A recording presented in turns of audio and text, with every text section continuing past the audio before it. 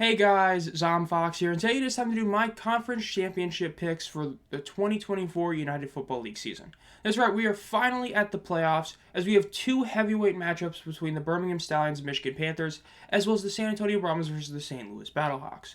And so without further ado, let's go look at the odds for this week. Now, as for the first game between the Panthers and Stallions on Saturday, which I will be live streaming by the way, the Panthers are at +5 to the Stallions -5. The over-under is 43, and the money line has the Panthers at +220 and the Stallions at -270. I'm not super shocked by the spread, but I am kind of shocked when you compare it to the other game. The fact is, if any game is going to be a close in the spread, it should be this one, not the San Antonio-St. Louis game when you account for injuries and how they played last week. Very weird to see how the spread is, but, it kind of is what it is for, the UFL. But as for the Panthers-Stallions game, this is one that's heavily determined by the fact that you have a lot of questions about injuries. Now, yes, it looks like most of the Panthers that were hurt are going to be back. Of course, guys like Marcus Sims and Matt Colburn are the two biggest ones, and it does look like Ricky Person will be back for Birmingham. The question is going to be whether or not it's enough for Michigan. I did talk about, in my conference championship or my overall playoff predictions that I think that a fully healthy Michigan team probably does beat Birmingham, but they did lose Bryce Perkins. Now, yes, Perkins was not going to start, but the fact is, as QB2, he probably would have seen some game time. So the fact that he is hurt and gone for the playoffs, yes, EJ Perry is back, but at least at the moment he is the third-string QB. So the odds of seeing him play are very small. So because of that, I do think Birmingham still ends up pulling out the W. I do think Michigan covers, though. I think +5 is a bit too much for them. I do think Birmingham wins this 28-24 in a game that barely, or not barely, but does hit the over. And I think naturally they get the +220, or -270, my bad.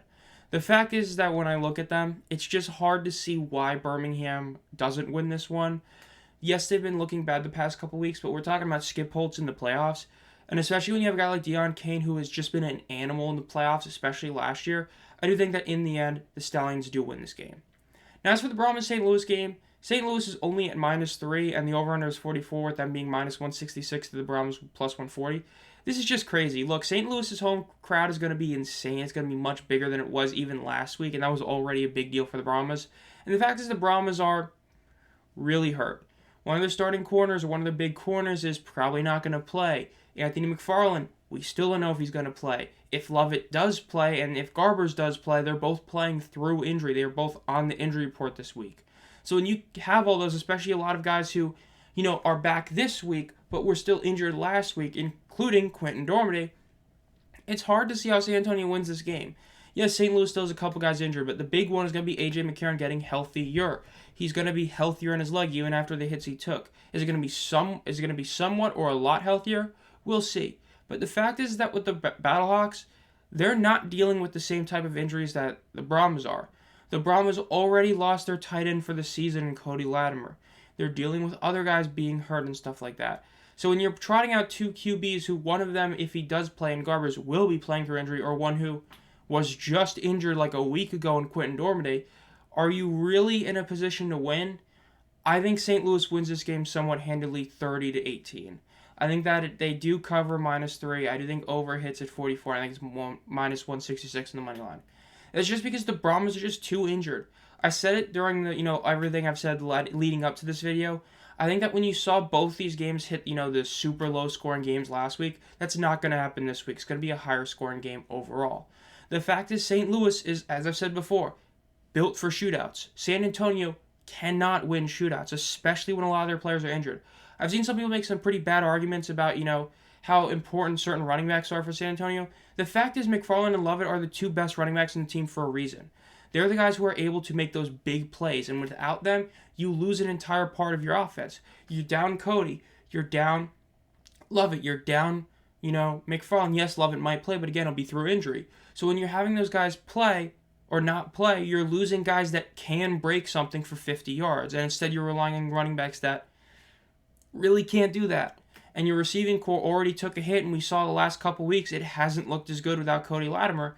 So you're continuing that trend of going down. Again, if you start Garbers, it's because he is a better QB than Dormady, but he is going to be playing through injury. Whereas the Battlehawks are getting healthier, the Brahmas are getting worse.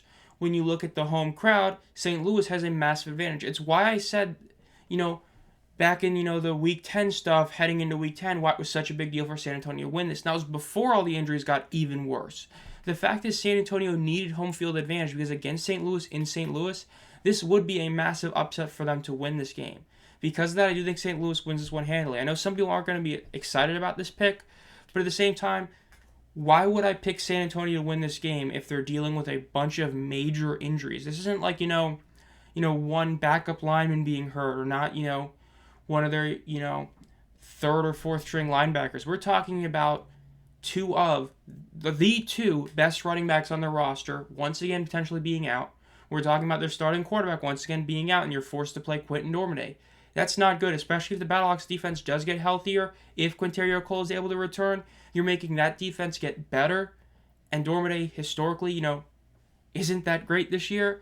I'm sorry. I do not think San Antonio really stands a chance in this game. I think it was an incredible story they got this far.